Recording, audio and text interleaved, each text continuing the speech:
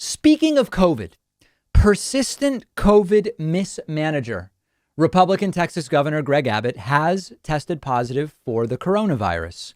He's reportedly isolating, and he is receiving a monoclonal antibody treatment, according to his office. Now, remember that this is the same Greg Abbott who wanted to block local officials from mandating masks, who wanted to open everything, who was part of the administration whose Lieutenant Governor Dan Patrick said, Grandma will sacrifice herself for the economy. That was early in the pandemic back in 2020. Now, you might be asking, why was Abbott even tested, given that he is asymptomatic? Because he's reportedly been tested daily, and he finally turned up positive for the first time this week. They've also announced that everybody Abbott has been in contact with has been notified. Now, I really wonder whether that's true, because that is a ton of people. Look at these videos. In the video I'm playing for you now, this is from the last couple of days. You see Greg Abbott indoors. He's the one in the wheelchair in the middle of the frame as the camera pans to the right, without a mask, in a room with maybe 100 people without masks, hugging, taking pictures, shaking hands. That was Monday night when he was presumably already positive for the virus. His positive test was yesterday. Here's another video of Abbott on yesterday, on stage at a big Republican event, singing Maskless. We know that singing is a major spread activity. This isn't a big crowd. The entire crowd is actually singing. Check this out. On the train, deep in the heart of Texas, the rapids rush around the rush.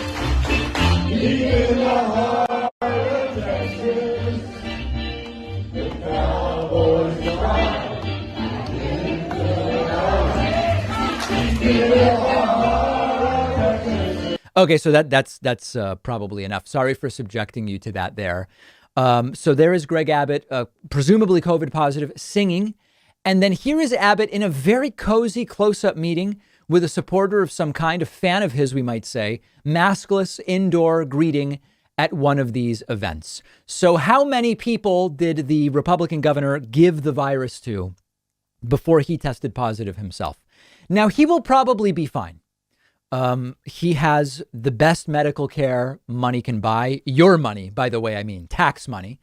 He's getting the antibody treatment. He's reportedly asymptomatic.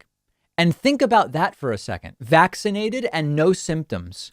And he still gets the expensive antibody treatment. These guys are truly horrible. Zoom out and it's this dystopian big picture. They go around advocating for not taking precautions. They say, don't close anything. Grandparents willing to die, sacrifice themselves for the economy. So they take no precautions. Tons of people in their state get sick and die. Then they get an asymptomatic case and immediately get the best treatment available, even one that would never go to an asymptomatic vaccinated person. And they, at least what's thought to be a good treatment.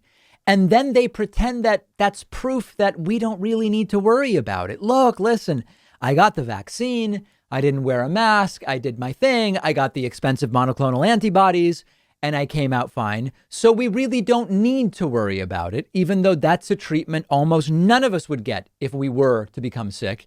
And he gets it all paid for by our taxes, some federal, state, etc.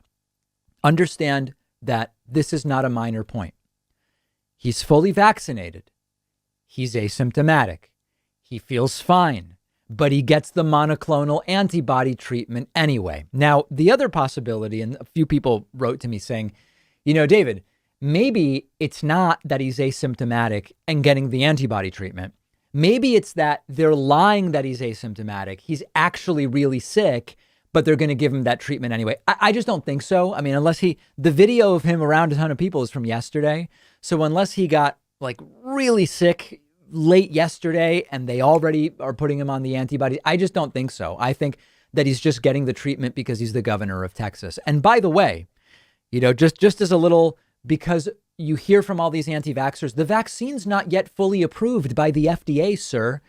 Neither is the monoclonal antibody treatment. It's approved under the very same type of emergency use authorization that the vaccines are. So tons of anti-vaxxers, it's funny because they say that vaccine, no.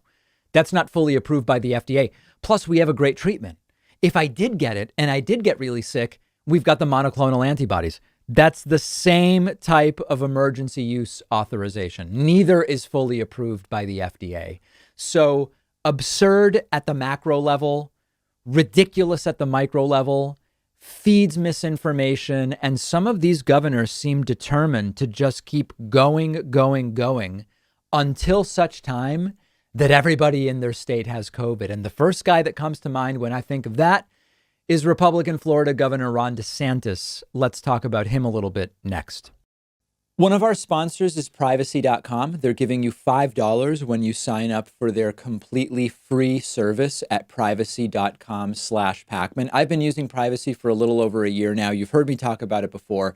It's a lifesaver, and here's how it works. It takes just a couple of minutes to set up. Anytime you buy something online or on the phone, instead of actually using your real credit card number, the Privacy app and the browser plugin let you give each company a randomized virtual credit card number that you create out of thin air. It'll even autofill the card number with one click. And the payment is taken out of your checking account without the merchant ever knowing your real information. So this allows you to keep your banking information secure, but also to take control of your finances. You can create up to 12 of these virtual credit cards a month. You can set spending limits. You can freeze them. You can delete them anytime you want. So when you do this, it means you're not going to be charged when you don't want to be, because you can destroy the virtual card number right after using it, which, for instance, I love using free trials because I know I won't be charged when the trial is over if I use a virtual credit card number. You're keeping your identity private by not telling companies who you are. You're keeping your bank or credit card info protected against data breaches and identity theft, and it's free. And like I said, you'll get $5 to spend when you sign up at privacy.com/Pacman.